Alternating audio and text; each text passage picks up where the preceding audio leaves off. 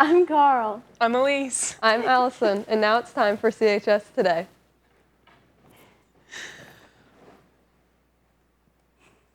There will be a Spanish club meeting this Thursday, May 20th during SRE in Senora Richards' room. The ECHS Senior Celebration will take place Friday at 2 in the Robert E. Wise Auditorium. All ECHS cohort students will be allowed to attend the ceremony. Attention seniors, Chromebooks will be collected whenever you are done using them for the school year. This may not be until the last day of school. You will need to turn in everything including your charger and Chromebook, unbroken case, stylus, and working charger. If you are missing any of these things, you will be expected to pay for them. For everyone else, you will keep your Chromebooks for this summer unless you are moving out of the district. Then you will return everything as well. If you would like to purchase a stylus or charger, you can go to the bookstore. A stylus is $20 and a charger is $36. A human trial has shown significant results and an excellent safety record for MDMA-assisted therapy, showed to help with severe and chronic post-traumatic stress disorder.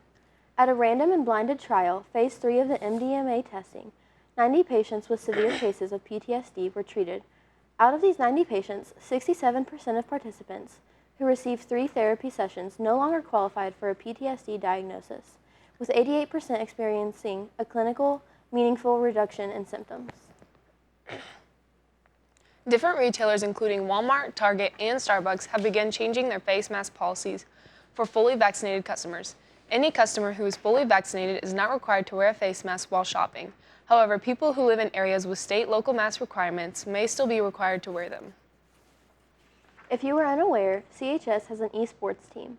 Nathan Shaw went to take a look at how it got started. I'm sitting in choke. Guys. I'm sitting in the choke. Guys, come on. I'm sitting in the choke. Listen, So they're playing Bastion. Would it be okay if I put my point? I actually had the privilege of being the founder and the person who established it, so it means a lot. I would definitely be sad if for some reason we couldn't do esports anymore. It's a growing field across the nation. Colleges are offering scholarships, and it's becoming more and more prevalent in the education world and the gaming world. So I would really like to see it grow here, and eventually we get our own arena at the school. This has benefited me a lot because not only has it allowed me to learn leadership skills, especially with this team and the environment that I've been in, but it's allowed me to have a positive outlet in life and really play the game and really get to meet new and fun and interesting people. Esports is something that actually helps me get a better understanding of how to talk to people and interact with others who like stuff like I do. it's a pretty good team. I like all the people on it, and I only played because of the people on it, and that's the only reason I'm playing this game. Like I said, I think the future is the way that we want to kind of direct it.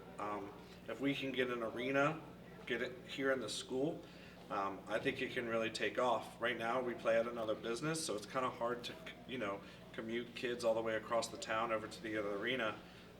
If we could get one here, though, at the school, it could really change the esports culture here at the school and make it more than what it is already.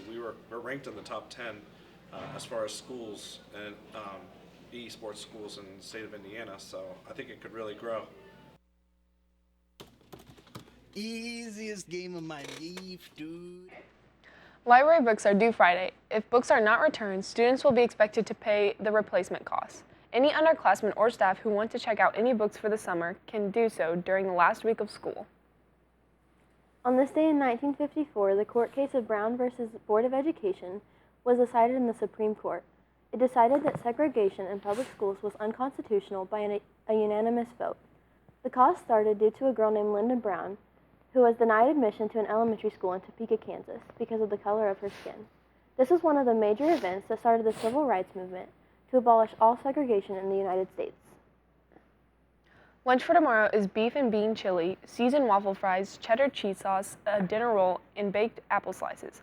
Other options include veggie burger or mini corn dogs and curly fries. It's rainy outside. Now here's Victoria with your weather. Thanks, guys. This afternoon, it will be 66 degrees with a 70% chance of rain. As we look into this evening, it will cool down to 61 degrees and it will be cloudy.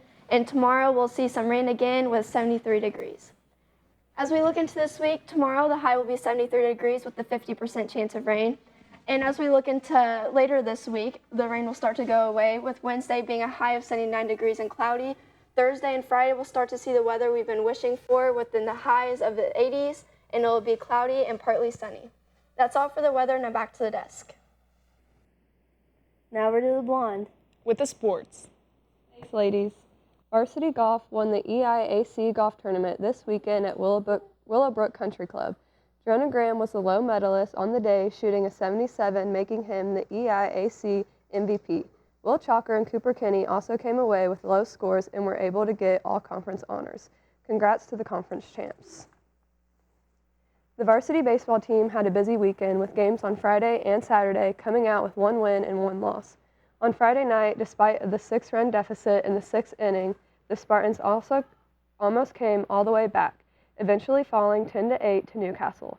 Spartans scored 4 runs in the failed comeback on a sacrifice fly by Gavin Pearson and a home run by Chance Bentley. Caleb Sparks started the game on the mound and surrendered 4 runs on 6 hits over 4 innings. Cody Friend, Quentin Leisure, and Braden Pearson each contributed in relief. Braden Pearson took the loss for CHS. The Spartans tallied 9 hits on the day. Braden Likens and Braxton Myers all collected multiple hits to lead the team. On Saturday, the Spartans redeemed themselves, taking a big win over New Palestine, scoring a score of 14-4. In the first inning, the Spartans got their offense started when Gavin Pearson doubled a 2-2 count, scoring 1 run. Braxton Myers was credited with the victory. Myers surrendered 2 runs on 5 hits over 5 innings, striking out 4 and walking 0. Cody Friend threw 1 inning in relief out of the bullpen. The Spartans racked up 15 hits in the game. Chance Bentley, Pearson, and Braden Likens all collected 3 hits to lead the Spartans. Cody Friend walked 3 times and scored. Myers, Lynch, Leisure Jones, Michael Powell, and Jordan Ailes all also collected hits. The Spartans are now 13-9 and will host Greensburg to begin the final week of regular season tonight at 6. Varsity softball won the Madison Grant tournament over the weekend. In the first game, they defeated Peru with a final score of 9-6. Bailey Spurlocks tallied 4 hits, completing a cycle of a single, a double, a triple, and a grand slam. McKenna Lucas had a home run, scoring 2 runs. Conley started the game as pitcher, and Shelby Wolski finished the game on the mound for the Spartans. The Spartans had a total of 15 hits. Spurlock, Dunaway, Hansen, and Lucas all racked up multiple hits for the Spartans. In the championship game, the girls beat Madison Grant with a final score of 8-5. The game was tied 4-4 with the Spartans batting at the top of the 7th when Tori Hansen doubled on a 1-1 count, scoring 1 run. Shelby Wolski was the winning pitcher, allowing 11 hits, 5 runs over 7 innings, and striking out 3. Rayleigh had a home run in the 7th innings. The Spartans racked up 8 hits on the day. Spurlock, Hansen, and Dunaway each had 2 hits for the Spartans. Congratulations to the girls on their tournament win. There will be a call-out meeting for any girl interested in playing basketball next year during SRE tomorrow in Coach Harder's room, JE 332. If you cannot attend, please see Coach Harder. There will be a call-out meeting for boys and girls cross-country on Wednesday during SRE. The meeting will take place in Mr. Arndt's room, W259. Kirsten Ellis played softball all of her life until this season when she picked up tennis. She is now #1 singles on the varsity team. Let's take a look at her journey. I didn't expect to do as well as I have been this year, but I put in a lot of work and improved a lot, and it really shows. I'm Kirsten. I play #1 singles tennis. I decided to play tennis because I wanted to try something new and meet some new friends and just have fun. So having Kirsten on our team this year, it was kind of like really unexpected because not a lot of returning varsity players played this year because a lot of seniors graduated last year. So having someone come in and fill that #1 single spot was very good for the team, and it was impressive on how quickly she improved. To get where I am now, I worked a lot with Bill and Coach Bloom to improve my game and just work on everything tennis-wise. I think Kirsten has done really well this year. For her to come in and this be her first year playing and holding the #1 singles spot, that is really impressive. And overall, I think she's been a very, very competitive and she's held up really good against all of her opponents, and I think she's put in a lot of hard work, and it really shows. I feel like I didn't really have many people expecting me to do as well as I did, and then as I kept getting better, there was more pressure to keep doing more and more. In the future, I expect Kirsten to definitely win conference at least 1 year of her high school career, and I believe that she will help us get wins towards sectionals and maybe even regionals in the future.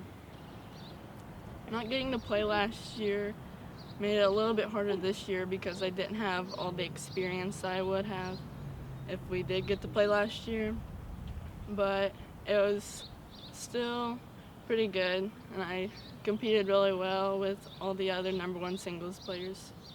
I expect Kirsten to dominate, actually, the single spot because she's only a sophomore, so she still has 2 more years to improve, and honestly, I could see her winning conference or help leading the team to win sectionals. I felt like the spot definitely wasn't just given to me, and I worked really hard to get where I am now.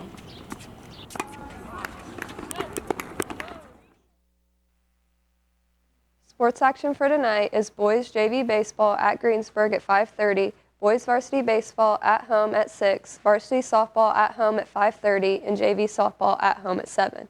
That's all for sports. Now back to the desk with birthdays. Birthdays for today are Danielyn Cologne, Lacey Downard, Lisa Downard, Patricia Durham, Clinton Coulter, Allison Isaac, Clavin Reese, and Mercedes Westerfield. Birthdays for tomorrow are Lauren McMillan, Naomi Red, and Arian Wofford. Happy birthday, guys. Elise is a redhead. Karlie's a brownhead. I'm a blonde, and that's all for CHS Today.